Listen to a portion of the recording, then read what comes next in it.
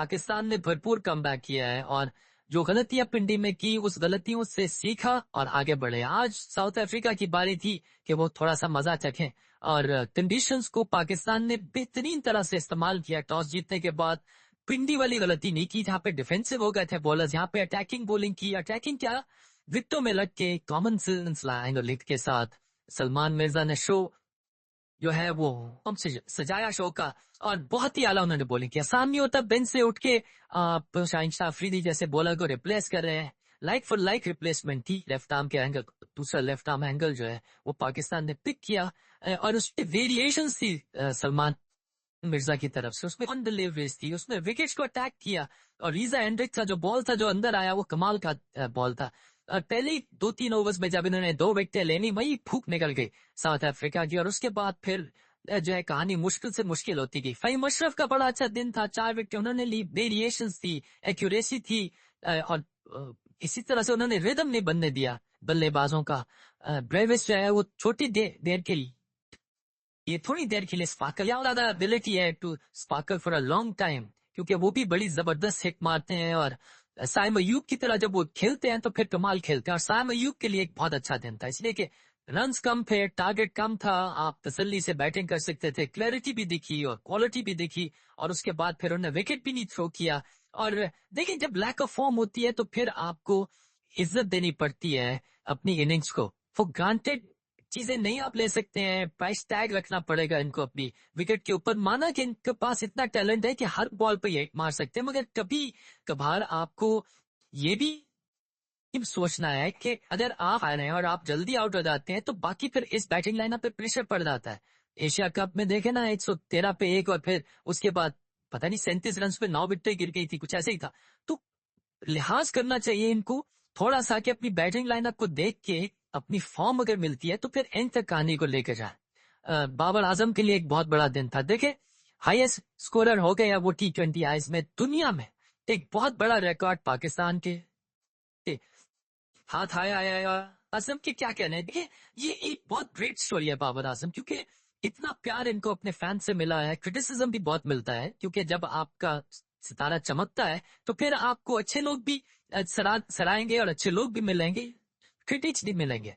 मगर क्रिटिक्स से वही बात है कि सीखे और अपनी गेम को ऊपर उठाए और जो फैंस आपको प्यार करते हैं उनको आप डिसअपॉइंट ना करें। So on end of the field इनका एक बहुत ही जबरदस्त कॉन्टेक्ट रहा है। कभी ज्यादा अपनी बैटिंग के बारे में इन्होंने फड़े नहीं मारी है। और क्या है कि आजकल के दौर में जहाँ पे स्लॉगिंग है, जहाँ पे चौके छक्के हैं, जहाँ पे एक अफरा तफरी दिखती है बल्लेबाजों में, जहाँ पे छक्के के बाद फिर एक और छक्का लाजमी सा हो क्या हुआ आजकल की T20 की क्रिकेट में, क्योंकि स्पीड कुछ ऐसी है। मगर फिर बाबर आजम की बैटिंग है जिसमें ठहराव आता है, जिसमें जैसे कि एक सुकून आता है, जिसमें कि ऐसे कि आपको क्लास दिखती है। और बल्ले के साथ जो है ज्यादातर इन्होंने बातें की अपने करियर में। और हमें चाहिए कि हम रिगार्ड करें इनके टैलेंट का और हमें चाहिए कि इन पर प्रेशर कम रखे। इनको ऑब्वियसली मेहनत हर दफा करनी है, क्योंकि जब आपकी एक लेगेसी बन जाए और आप एक तरह से लेजेंडरी आपका स्टेटस बन जाए फैंस में, तो फिर आपको डबल मेहनत करने की जरूरत है। क्योंकि फिर जो फेलियर है ना वो आपका ये ऑप्शन ही नहीं बचता है, क्योंकि आपकी इतनी स्क्रूटनी होती है, इतनी एक्सपेक्टेशंस हैं, जो कि अच्छी बात भी है। क्योंकि एक्सपेक्टेशंस हैं तो तभी तो देखने के लिए। सो ये बड़ी अच्छी एक सिचुएशन है बाबर आजम के लिए। सो उन एक्सपेक्टेशंस के हिसाब से अपनी बैटिंग करे और ये इसलिए अच्छी बैटिंग थी क्योंकि ये नॉर्मल बैटिंग की उन्होंने, कुछ उनको ज्यादा लॉफ्टेड शॉट्स खेलने की जरूरत भी नहीं है। क्योंकि वो देखें अभी तक अलोंग द ग्राउंड खेल के उनका 129 का करियर का स्ट्राइक रेट है, जो कि डिसेंट है। नंबर 3 के ऊपर या नंबर 4 के ऊपर जहाँ पे ये अब खेलते हैं ये ठीक ठाक स्ट्राइक रेट है।